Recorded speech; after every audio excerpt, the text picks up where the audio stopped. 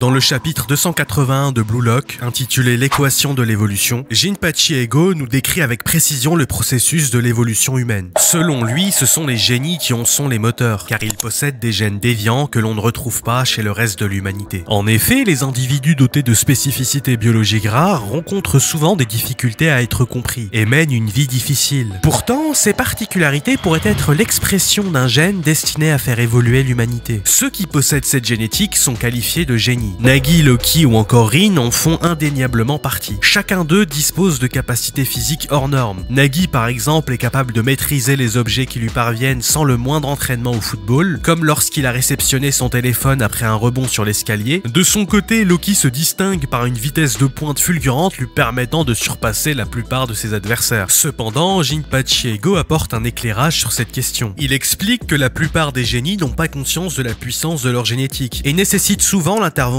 d'un individu externe pour identifier leur talent et l'exploiter au service de la société. Cet individu est ce que l'on appelle le prodige. Son rôle est de repérer le potentiel d'un génie et de le mettre en lumière, non seulement pour le révéler, mais aussi pour servir ses propres intérêts. Cette dynamique entre génie et prodige s'applique parfaitement au football. Les génies sont des joueurs dotés de capacités physiques hors normes, tandis que les prodiges sont ceux qui les analysent, élaborent des stratégies et façonnent un jeu basé sur de la logique pure. Par exemple, Nagi possède une génétique exceptionnelle, et sans sa rencontre avec Reo, il n'aurait jamais pu exprimer son talent dans le football. Ainsi, Nagi appartient à la catégorie des génies, tandis que Reo se classe parmi les prodiges. Lors de son match contre le PXG, Izagi s'est clairement rendu compte qu'il n'était pas un génie, mais seulement un prodige. En effet, chacune de ses actions résultait d'un talent préexistant. Il analyse le talent d'un joueur, le copie, puis modifie ses paramètres en fonction de ses prédictions au cours d'un match. Cette approche fonctionnait pendant un temps, mais face à des génies aussi redoutables que Loki ou Rin, elle ne suffisait plus. Il fallait qu'il saisisse immédiatement l'équation ultime pour renverser le cours du match. Ainsi, le rôle d'un prodige n'est pas de briller par lui-même en créant un jeu ex nihilo comme le ferait un génie, mais de s'imposer en stratège, alignant ses pions les plus redoutables de manière à ce que le but final lui revienne. De cette façon, le prodige peut surpasser non seulement les génies de l'équipe adverse grâce à sa perception du jeu, mais aussi les joueurs de sa propre équipe relégués à un rôle secondaire. C'est ça le véritable sens de l'éveil, et tout joueur ayant atteint un niveau suffisant peut percevoir et comprendre cette réalité. D'ailleurs, c'est clairement pour cette raison qu'Hitoshi Sae a cessé de vouloir devenir le meilleur attaquant du monde. Selon moi, lors de son passage au Real, il s'est rendu compte qu'il n'était pas un génie, mais simplement un prodige, qui devait éveiller le talent des autres, à l'instar d'un Izagi ou encore Reo. Il a également compris que le véritable génie n'était d'autre que son petit frère, Rin. Et lorsqu'il est revenu au Japon, Hitoshi Sae comptait annoncer à Rin qu'il renonçait à devenir le meilleur attaquant, et qu'il lui laissait ce poste pour devenir le meilleur milieu de terrain. Rin rejeta brutalement cette idée et traita son frère de clown, ce qui irrita profondément Hitoshi car la réaction de Rin révéla que celui-ci ne pourra jamais devenir le numéro 1, tant qu'il continuera à se considérer comme le second de son grand frère. Rin, en existant dans l'ombre de son frère, restera un joueur limité par sa propre perception.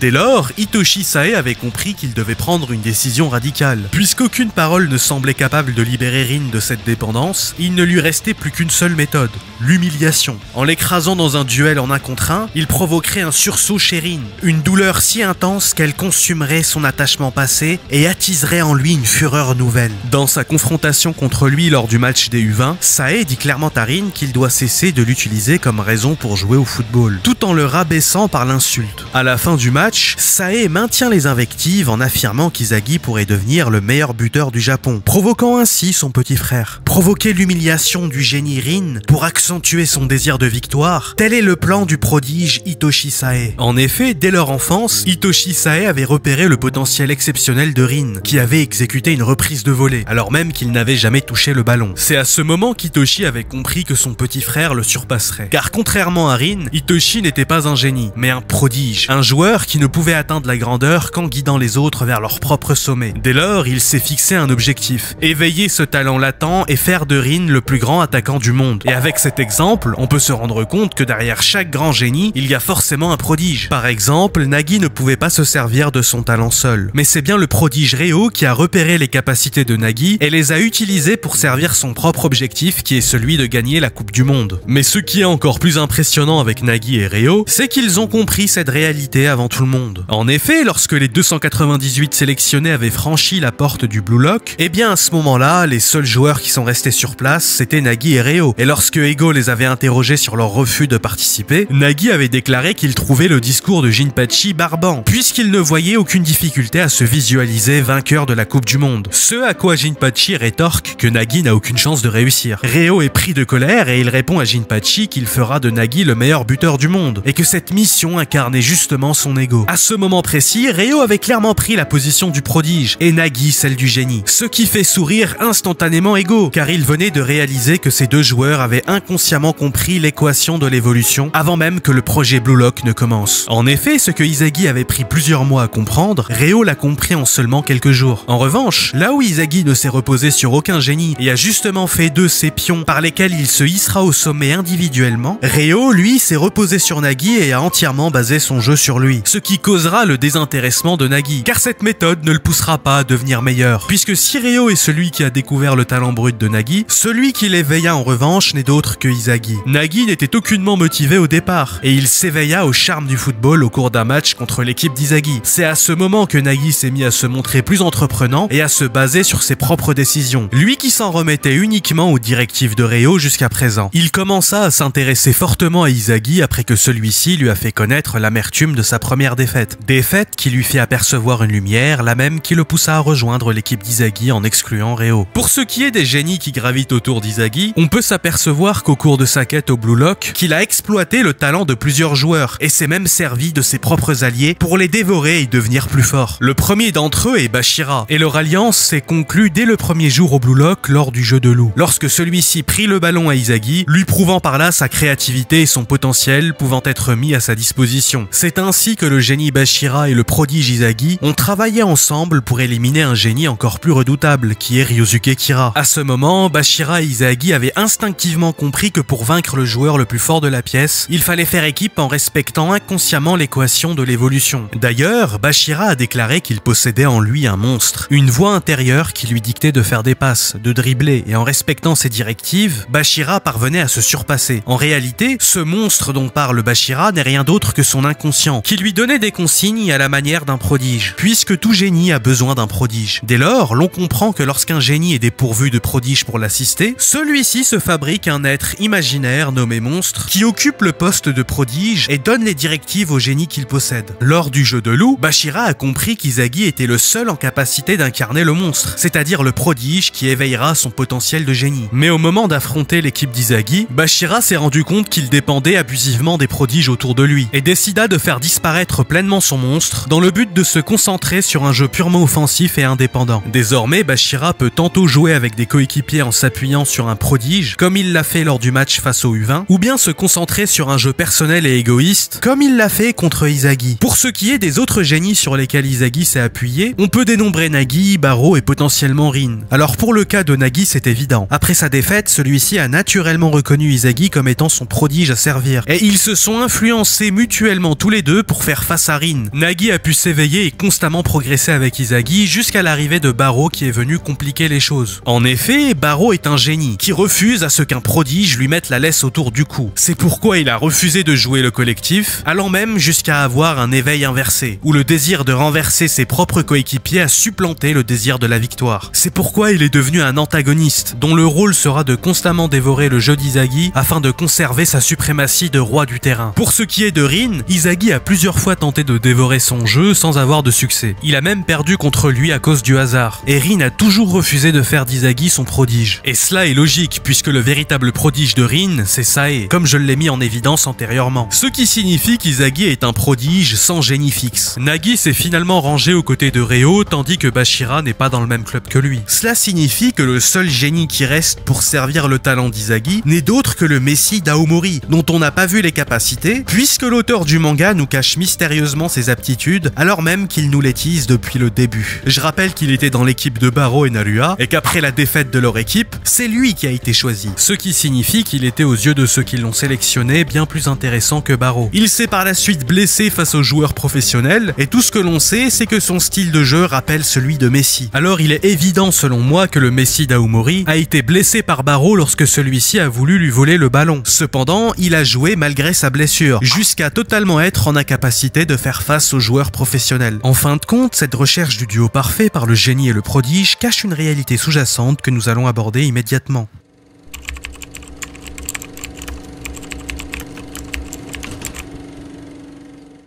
Si le génie a besoin d'un prodige pour canaliser son talent, et que le prodige a besoin d'un génie pour donner vie à sa vision, alors qu'adviendrait-il d'un joueur capable d'incarner ces deux rôles à la fois? Un joueur capable de se créer lui-même ses propres opportunités, d'être à la fois le stratège et l'exécutant, de voir le jeu avec la froideur d'un prodige, tout en l'exécutant avec l'instinct du génie. Ce joueur deviendrait l'ultime évolution, une singularité absolue dans le monde du football, un être qui dépasse les classifications et redéfinit les lois mêmes du jeu. Le génie, par nature, ne réfléchit pas, il agit, il perçoit des trajectoires impossibles, ressent l'espace avant même qu'il n'existe, il s'exprime par l'instinct pur. C'est ce qui le rend imprévisible et redoutable, mais c'est aussi sa plus grande faiblesse. En effet, le génie, lorsqu'il n'a pas de cadre pour le soutenir, son talent peut s'éparpiller et se perdre. Le prodige, en revanche, décrypte le jeu, lit ses adversaires et impose un ordre là où il n'y en a pas. Il arrive à transformer le chaos en schéma logique, en tirant les fils du destin pour amener le ballon exactement là où il le veut. Mais il souffre d'une limite intrinsèque, qui est celle de dépendre d'un autre pour concrétiser sa vision du jeu. Maintenant, qu'en est-il d'un joueur qui peut réunir ces deux pôles en lui-même? Un joueur qui aurait l'intuition du génie et la stratégie du prodige. Un joueur qui, à lui seul, verrait l'échiquier du match et serait la pièce maîtresse qui décide du coup fatal. Ce joueur n'attendrait plus un passeur pour briller, ni un buteur pour achever ses actions. Il serait l'architecte et l'exécuteur, le maître du jeu et le buteur ultime. Dans Blue Lock, c'est précisément ce que vise Izagi. Il a commencé autant que pur prodige, analysant les talents autour de lui, mais il a peu à peu compris que pour devenir le plus fort, il devait cesser d'être dépendant de quiconque. Il a d'abord appris à s'élever au-dessus des génies, à les manipuler pour amener le ballon dans la zone où il pourrait marquer, mais cela ne suffit plus, car même en dominant le terrain comme un prodige, il reste un joueur qui dépend du mouvement des autres. Alors il doit devenir autre chose, un génie prodige, un joueur qui crée sa propre équation et qui en est la solution. Il ne doit plus seulement lire le jeu, il doit le réécrire. Ne plus se contenter de copier les autres, mais de devenir la référence absolue, celle que personne ne peut copier. C'est ce qui l'oppose à Rin et à Kaiser. Rin est un génie qui n'a jamais appris à être son propre prodige, et Kaiser est un prodige qui croit être un génie. Si Izagi parvient à accomplir cette transformation, alors il deviendra l'attaquant ultime, c'est-à-dire un joueur qui perçoit l'ensemble des actions sur le terrain, incarnant le monstre autosuffisant qui ne laisse derrière lui que des adversaires impuissants et des terrains conquis. Il n'existera plus aucune faille dans son jeu et se tiendra au sommet du football. Ce joueur-là, cet être hybride entre instinct et calcul, serait la forme ultime de l'évolution. Et le projet Blue Lock de Jinpachi Eigo souhaite justement le créer par l'équation de l'évolution. Mais pour comprendre le processus de production du Blue Lock, il est nécessaire de tenter de décrypter son fonctionnement, ainsi que la philosophie de son créateur. Et c'est ce que nous allons voir immédiatement.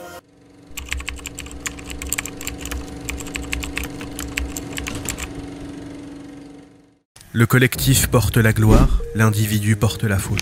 Quand une équipe gagne, les humains diront que la victoire est le fruit du travail de tous les joueurs. Quand une équipe perd, les humains diront que la défaite résulte d'une individualité. À la défaite, ils affirmeront que c'est le gardien qui a raté son arrêt, que l'attaquant a manqué son tir ou que le milieu de terrain fait la mauvaise passe. Ainsi, selon la vision de la plupart des êtres, la victoire est toujours collective, mais la défaite est constamment individuelle. C'est par ce refus de reconnaître le réel tel qu'il est que certaines équipes échouent à remporter le Graal. Il faut donc admettre que l'amitié est une faiblesse et l'hésitation une condamnation. Les meilleurs d'une compétition sont ceux qui n'hésitent pas entre faire la passe et marquer le but. C'est la raison pour laquelle que les joueurs se hissant au sommet de leur art sont ceux qui ont réussi à supprimer la pression au profit d'un jeu entièrement basé sur l'ego personnel. Et ça, notre entraîneur préféré, Jinpachi Eigo, l'a parfaitement compris et a décidé de monter le Blue Lock, un projet dans lequel le mérite de la victoire revient entièrement à l'individualité, mettant de côté le collectif. Mais alors, pourquoi et comment le Blue Lock arrive à faire ressortir le meilleur de soi pour une compétition? Et surtout, de quelle façon le compétiteur arrive à progresser dans un cadre où ses performances personnelles sont testées? C'est ce que nous allons étudier plus en profondeur pour tenter de percer le secret de Jinpachi Eigo à travers sa plus majestueuse invention, le Blue Lock. L'on n'a pas beaucoup d'informations concernant Jinpachi Eigo, et c'est toujours difficile de dégager une biographie du personnage à partir du manga. L'on sait que lorsqu'il était plus jeune, il jouait activement au football avec un style similaire à celui d'Izagi. À cette époque, il suivait un régime strict qui interdisait interdisait totalement la nourriture malsaine. Il partageait le terrain avec Noel Noah, qui le considérait comme son tout premier rival. Et en raison d'événements inconnus, Ego a cessé de jouer au football, abandonnant sa carrière de joueur. Ce sont là les seuls éléments que l'on peut dresser pour écrire le passé de Jinpachi Ego. En effet, l'auteur du manga protège d'une main de fer le passé de son personnage. On peut bien évidemment théoriser et imaginer que Jinpachi avait une carrière prometteuse. Le fait est que personne ne connaisse son identité parmi les joueurs du Blue Lock nous pousse à croire que Jinpachi n'était pas une star internationale.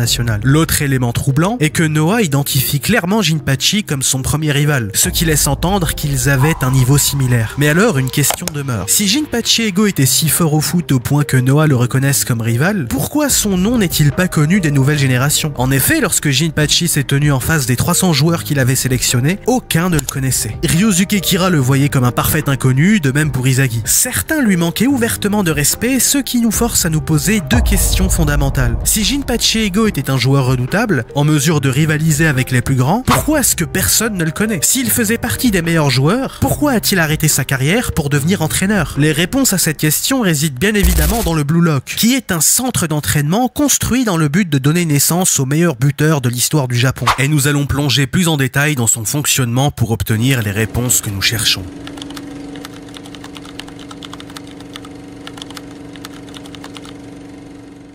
Le bâtiment du Blue Lock est une structure imposante qui s'étend sur l'ensemble d'une vaste falaise située dans les montagnes du Japon, atteignant la hauteur d'un gratte-ciel. De forme pentagonale, il est divisé en 5 sections distinctes appelées strata. Chacune de ces sections abrite une multitude d'installations, parmi lesquelles des quartiers résidentiels, une salle à manger, des salles de musculation et d'entraînement spécialisées, plusieurs terrains de football disposés pour les joueurs, ainsi qu'un stade central capable d'accueillir un match professionnel. Le bâtiment est suffisamment vaste pour héberger simultanément plusieurs sélections au programme d'entraînement indépendant. Cependant, la configuration exacte du bâtiment demeure inconnue au-delà de la première sélection. En matière d'infrastructure, le Blue Lock est à la pointe de la technologie, mais son architecture évoque subtilement des structures plus oppressantes, notamment celle des prisons panoptiques. Le bâtiment est conçu autour d'un stade central, ce qui rappelle le modèle du panoptique théorisé par Jeremy Bentham, où un poste d'observation placé au centre permet de surveiller l'ensemble des cellules sans que les détenus sachent qu'ils sont observés. Ici, le parallèle est inversé. C'est le stade qui est au centre de la structure pentagonale et il devient le point de convergence des regards. Ce n'est plus un gardien qui surveille, mais le terrain lui-même qui devient l'arène de l'évaluation permanente.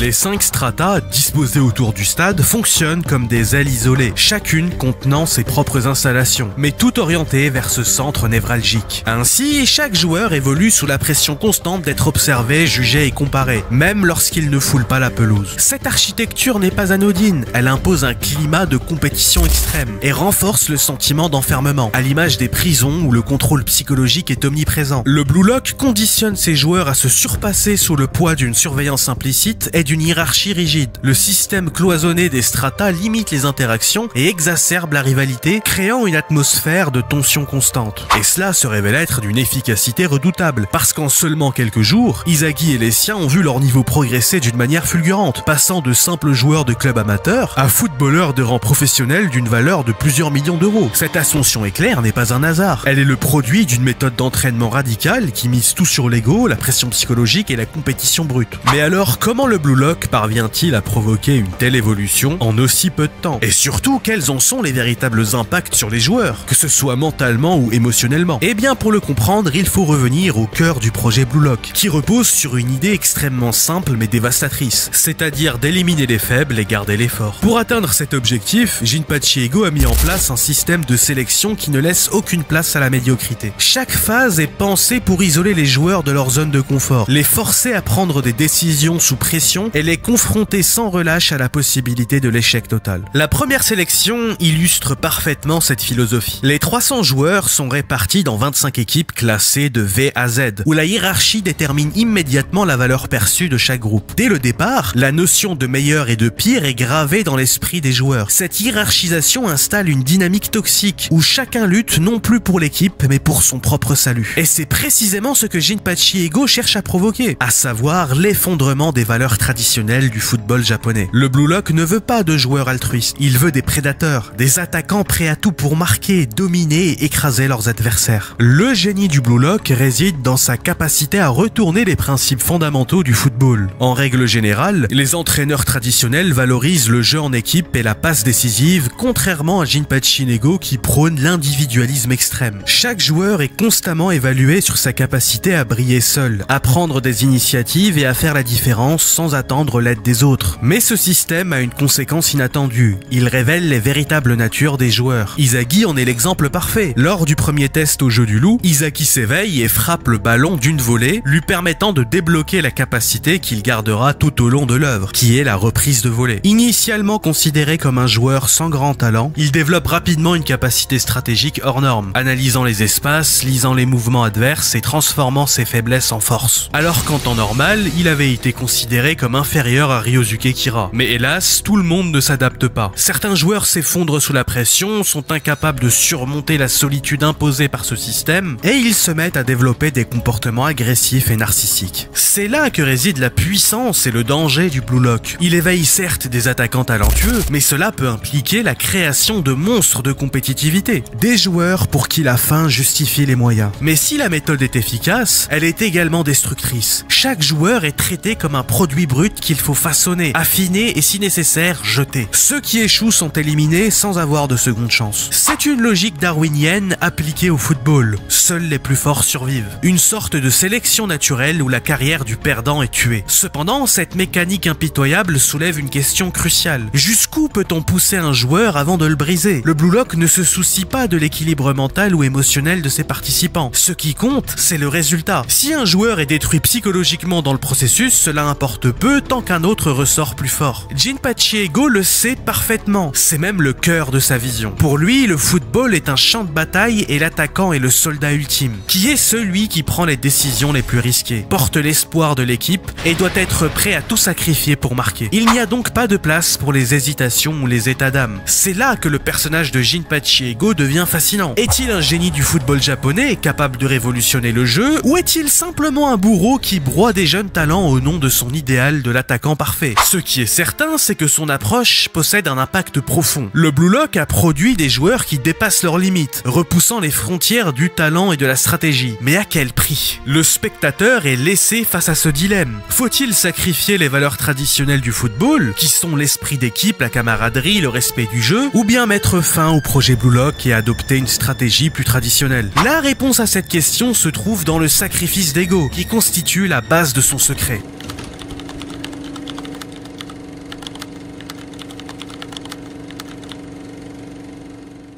Le Blue Lock n'a jamais été qu'un simple centre d'entraînement. Derrière ses murs imposants et sa structure méthodique se cache un projet d'une ambition démesurée, né de l'esprit d'un homme qui a compris les failles profondes du football japonais. Depuis toujours, le Japon a misé sur l'intelligence collective, l'harmonie et le jeu d'équipe, des valeurs profondément ancrées dans sa culture. Cette approche a permis de former des équipes disciplinées, capables de rivaliser sur la scène internationale, mais jamais d'imposer leur domination. Il manquait quelque chose, une figure de proue, une star, un joueur capable à lui seul de porter toute une équipe et de briser le cours d'un match. C'est cette absence que Jinpachi Ego a voulu combler. Mais ce qui rend Ego incroyable, c'est le paradoxe même de sa méthode. Car avant d'être entraîneur, Ego était un joueur de foot, et pour amener le Japon au sommet de la scène internationale, il n'a pas hésité à sacrifier sa carrière de footballeur pour commencer une carrière d'entraîneur. Peu de choses sont connues sur le passé de Jinpachi Ego. Les rares indices laissent entrevoir un joueur talentueux, animé par la même passion du football que ceux qui l'entraînent aujourd'hui. Il partageait même le terrain avec Noel Noah, l'un des meilleurs joueurs du monde, qui le considérait comme son tout premier rival. Et pourtant, Ego a disparu des radars. Il a quitté les terrains, a mis fin à sa carrière de joueur, et personne ne se souvient de son nom. Pas une trace de lui dans les souvenirs des jeunes joueurs du Blue Lock, et lorsqu'il s'est présenté devant les 300 sélectionnés, aucun joueur ne le connaissait. Pourquoi un joueur suffisamment talentueux pour rivaliser avec Noel Noah a-t-il choisi l'ombre plutôt que la lumière? La réponse est simple. Ego avait compris quelque chose que les autres ignoraient. Il avait saisi que son propre talent, aussi grand soit-il, ne suffirait jamais à révolutionner le football japonais. Mais en façonnant le cadre adéquat, il pourrait créer un monstre, un attaquant qui incarnerait tout ce qui manquait à son pays. Ego est souvent perçu comme un homme cynique, froid, calculateur. Et pourtant, sa vision est guidée par un idéal presque altruiste, celui de sauver sa nation. Ego, l'homme qui prône l'individualisme extrême, a sacrifié sa propre individualité pour le bien du collectif. En effet, Jinpachi Ego aurait pu poursuivre sa carrière, chercher à briller lui-même dans un club étranger, mais il a choisi de renoncer à cette quête personnelle. Il s'est effacé volontairement en devenant entraîneur et créé le Blue Lock pour offrir à son pays non pas un simple joueur, mais une légende. C'est ce geste, à la fois égoïste et altruiste, qui fait toute la complexité de Jinpachi Ego. Il a renoncé à sa propre gloire pour permettre à un autre de l'atteindre. Ego a sacrifié sa carrière de joueur pour devenir entraîneur afin de donner au Japon les meilleurs buteurs du monde. Ainsi, aussi paradoxal que cela puisse paraître, Jinpachi Ego a fait don de sa propre personne pour le collectif, pour donner au Japon une individualité. Tel est le secret du Blue Lock, qui implique une philosophie que nous allons étudier immédiatement.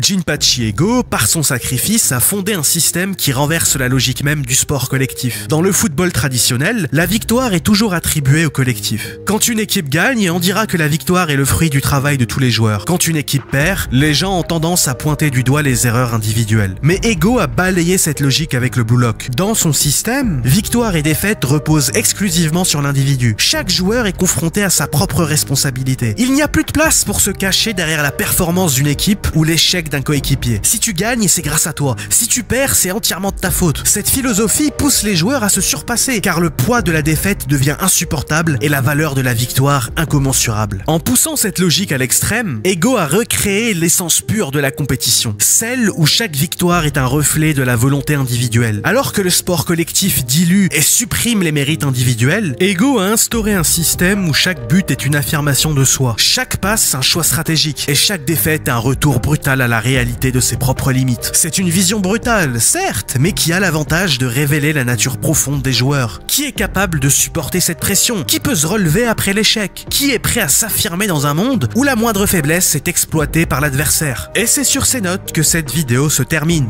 Merci de l'avoir regardé jusqu'au bout, n'oubliez pas de vous abonner et de partager la vidéo. Quant à moi, je vous dis à la prochaine. Au revoir.